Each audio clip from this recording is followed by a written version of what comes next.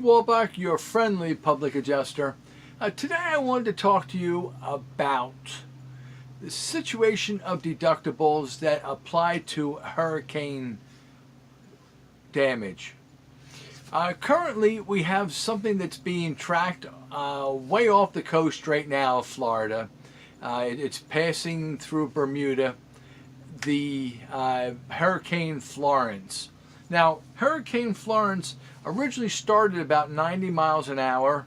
Well, actually, it was a tropical storm down at that level, right? And it's built its way up now at the Bermuda area to 120-mile winds, and that is what's known as a Category 4 hurricane. That's getting pretty nasty. The maximum category we have is 5.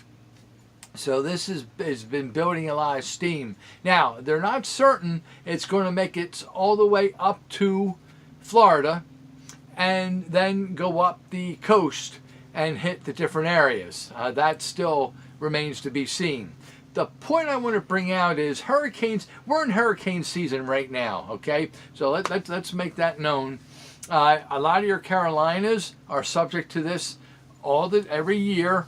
We're going to go through this, right? Georgia, and up in New Jersey and even New York at times it comes up that way, which we've had situations in the past.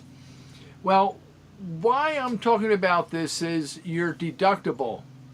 Your deductible on your homeowner's insurance policy.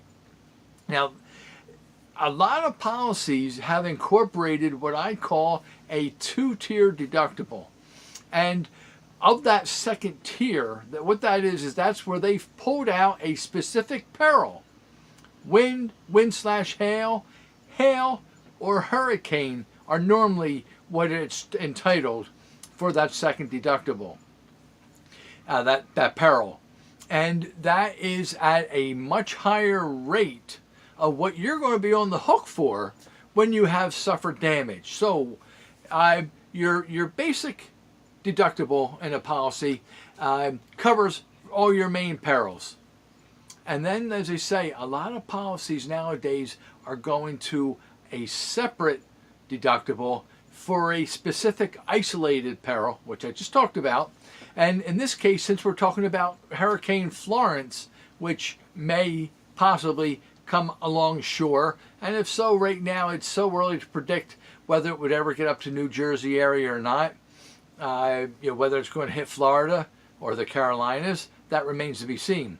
But the point is for you guys to make sure that your policy is protecting you to its fullest. And if you have a separate deductible, that's not good. And what that deductible is, and I've talked about this before, now that we're in hurricane season, I'm putting a little bit more emphasis on this for you guys. And that is that your standard deductible may be $1,000, $750, whatever it is. That other deductible is going to be a whole lot more. And normally it's known as a percentage. Now the question is, it's a percentage of what? Do you remember what I talked about last time? Anyone? Huh? No? All right. The percentage is against not the damage that you just received or just had gone through of the hurricane hitting your property. That percentage is against your dwelling, which is under Section 1, A, B, C, and D. It's the A, known as dwelling, and that's your largest number. So that percentage against a large number means that number is going to be big too, doesn't it? You can have deductibles, well, I mean, you can have as high as you want. What I've seen has been as high as $24,500. I've seen some that are $17,000. I've seen some that are $13,000, $16,000. That's your deductible. So what's your deductible mean? That means that is your part that the insurance company says to you, you need to share in this loss. That's your financial part of this. Meaning that, for example, if you've had $20,000 worth of damage, and let's say your hurricane deductible, you sustain damage from a hurricane, so that hurricane deductible kicks in, and you've had the damage that's worth 13, that your deductible is a percentage of, and that is equivalent to $13,000. Oh boy, that was hard to get at, wasn't it? What that means then is that with the $20,000 worth of damage you've actually suffered, you will only be getting from the insurance company, and that's if there's no depreciation or they've thrown something else in there. Who knows what those parameters are.